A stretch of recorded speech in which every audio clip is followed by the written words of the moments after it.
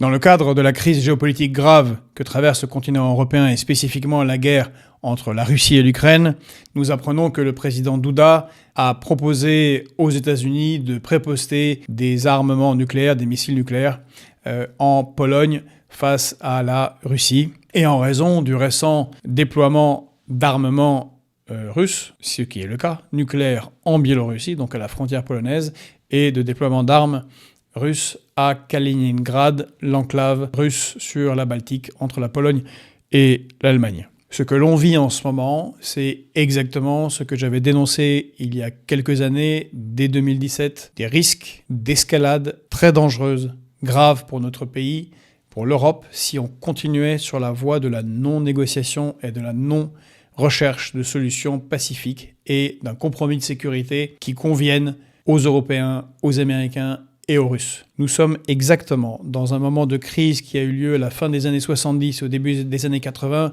Pour les plus anciens, le connaissent, c'était la crise des euromissiles, le déploiement des missiles Pershing américains en Europe, les manifestations massives en Allemagne refusant ce déploiement puisque les armes, la Pologne à l'époque, c'était l'Allemagne de l'Ouest, au sens frontière de l'OTAN avec le pacte de Varsovie. Si bien évidemment il y avait une guerre nucléaire, ce que personne de sensé ne peut souhaiter, le premier terrain de guerre serait l'Europe et elle serait ravagée.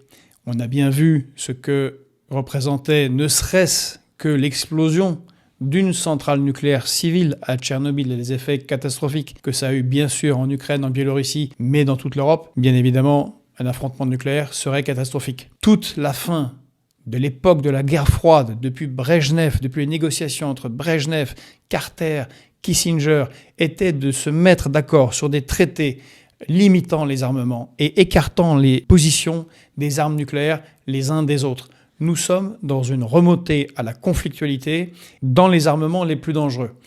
Or, malheureusement, c'est encore une fois à l'initiative des États-Unis que tout cela a commencé, car le conflit n'a même pas réellement commencé en 2014, mais en 2012, très exactement en mai 2012, le 20 mai 2012, quand lors du sommet des chefs d'État de l'OTAN de Chicago, Barack Obama annonce l'installation du bouclier antimissile aux portes de la Russie. Officiellement, cela servait à combattre des missiles intercontinentaux iraniens qu'il ne possédait pas. Et de toute façon, les systèmes antimissiles se trouvaient en Pologne, en Roumanie et les radars en République tchèque. Bien évidemment, on est assez loin des frontières de l'Iran et tout à fait près des frontières de la Russie.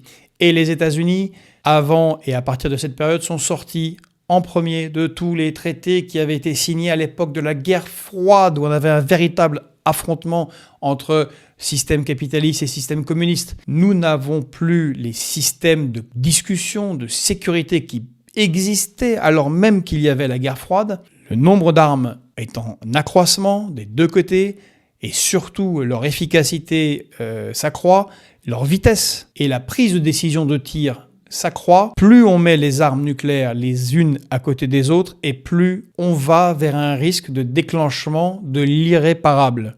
C'est stupide. Ce qui doit être fait, c'est comme ce qui a été fait lors de la crise des euromissiles. Les missiles des uns doivent être retirés, c'est-à-dire les Russes. L'OTAN doit retirer ses missiles et ses antimissiles de la frontière de la Russie. Sinon, ce sera l'escalade sur une autre escalade et jusqu'à ce que quelqu'un fasse une erreur. Position de la France, celle qu'avait le général de Gaulle, est d'être une nation pivot. Et dans ce contexte-là, de s'opposer à cette montée aux tensions et de proposer que Paris soit le lieu d'une négociation entre toutes les parties. C'est la seule solution. Il ne peut pas y avoir de victoire de la Russie contre l'OTAN. Il ne peut pas y avoir de victoire de l'OTAN contre la Russie, car ce sont des puissances nucléaires. Une guerre signifie la mort de tous.